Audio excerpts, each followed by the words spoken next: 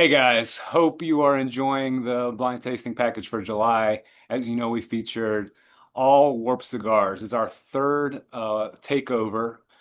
First one was Roma Craft and Cavalier, and now Warped. Those happen to be three of my favorite brands. So super proud. We got Kyle here, Kyle Gellis. He's the founder of Warped. Hey And guys, how you doing? yeah, man, glad you're here.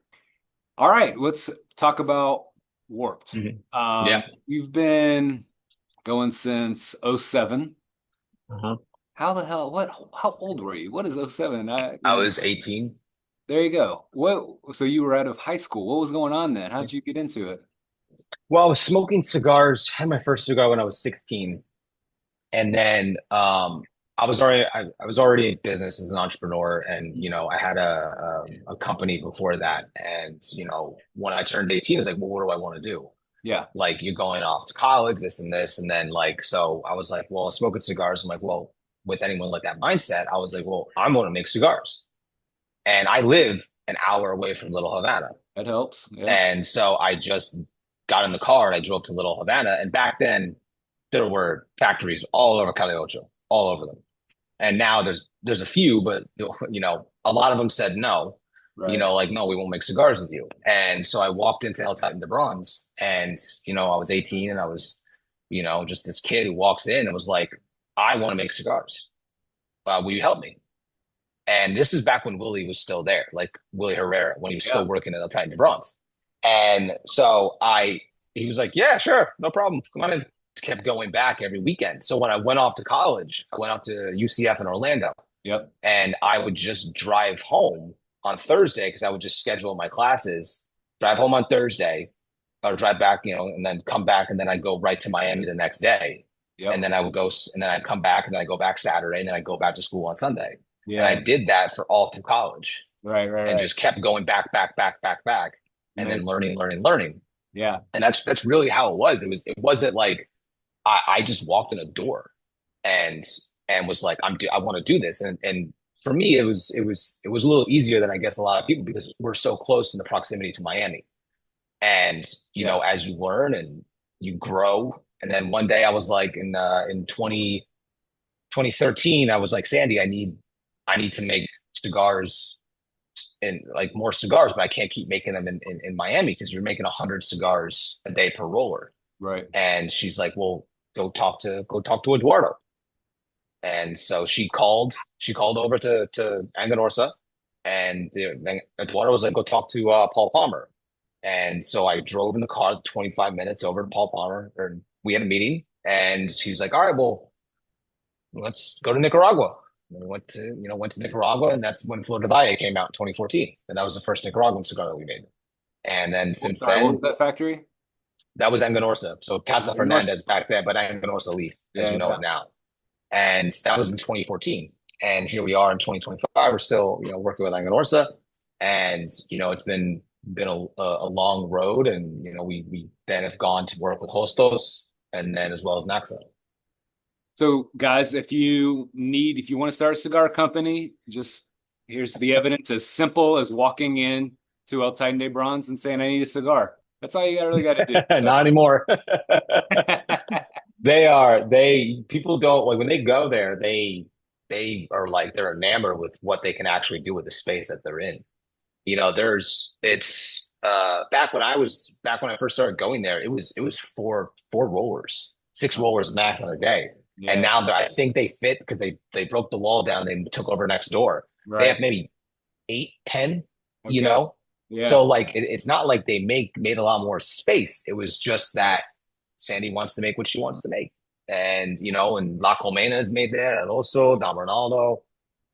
Then we make various, products for drop there. And then it's been a long road, but it's one that when you look at the journey, like every piece that you went along the way, everything that happened, all the cigars that didn't make the market, all the cigars that you thought were great that were terrible when they were done aging, it teaches you to change and understand tobacco more. And the more I went to Nicaragua, and the more you're in the field, you're in the fermentation room, and you're learning, you're bale smoking, you're learning about each farm, about each region. And that's it's all just, you get better every day when it comes to blending tobacco. You can't Yeah. blend cigars if you don't actually go there and blend tobacco and taste tobacco all the time. Yeah. Smoking a finished product is not is not going to make the blend process easy. Right. It's you have to smoke the raw material and you have to understand points of fermentation. You have to understand the processes that go into making that tobacco what it is, the agricultural aspect, the agronomy aspect of it, cloud diffusions and Right. sunlight. I mean, it's everything. And that's how and you just get better by doing. That's it. It helps to start when you're 18, and now you've got 20 years almost in it. That's crazy. Yep. Yep.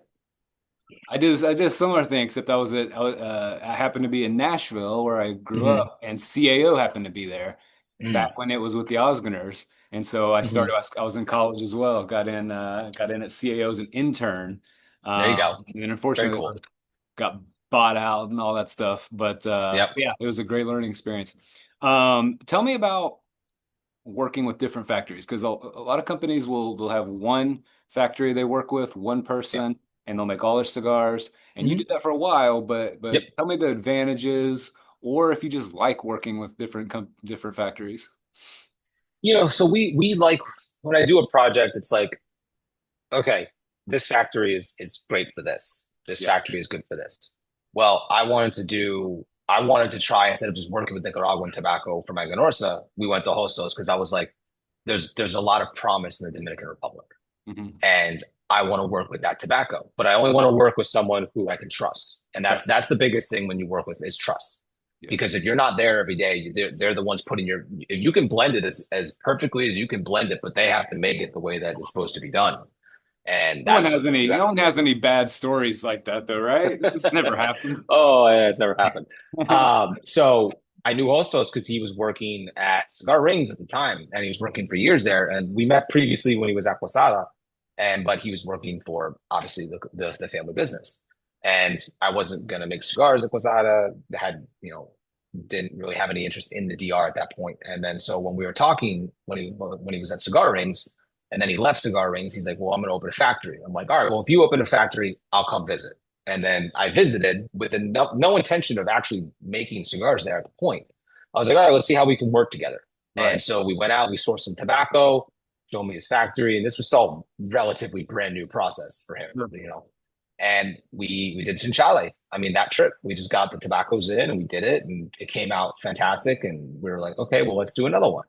yeah, And I just kept going to the DR. The DR was going there. I think between 21 and 22, I was going once or twice a month. okay, And then I pretty much go once a month now. And just to check in and do everything and see everything and the advantages to it is like you get different tobaccos. So like the tobacco from Naxa is a completely different flavor profile than Aganorsa's. Mhm. So it's you have in order to, like I said before, in order to expand and get better, you need to always be constantly evolving your palate and tasting all types of tobacco from all because everyone farms differently, everyone ferments differently. Everyone doesn't have the same soil content as the farm down the road and the farm up the road.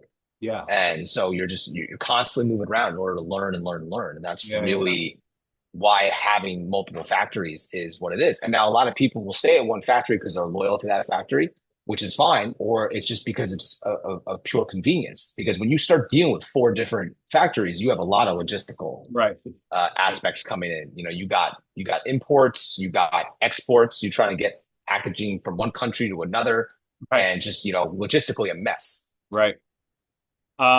What's a more fun trip to Esteli or to DR? Well, fun is both. If you're talking about ease of operation, Mm, when you land, so you leave. So like I said, I live about an hour north of Miami, right? Well, depending on the traffic on 95, it could take me 2.5 hours to get to the airport. okay, So, okay, so I have that. Then okay, you have to fly to Managua. That's another 2.5 hours. All yeah, right. Then you get off the plane in Managua, and then you have a 3 hour car ride to Esteli. right, right, right, So it's a long day. right. Um, but if I drive to Miami and then I fly to Santiago, the factory 20 minutes away from the airport. Yeah, yeah, So as as I'm not 25 anymore, where I'm just like I would go to Nicaragua like once every 10 days, you know what I mean, and not care. right, right. Now you're like, oh, the 20-minute car ride sounds really nice. Yes, that makes sense. Yeah. Dude, thanks so much for being here. I got one more question for you. Thanks for Sure. your time. No, my Thanks pleasure. for making these amazing cigars.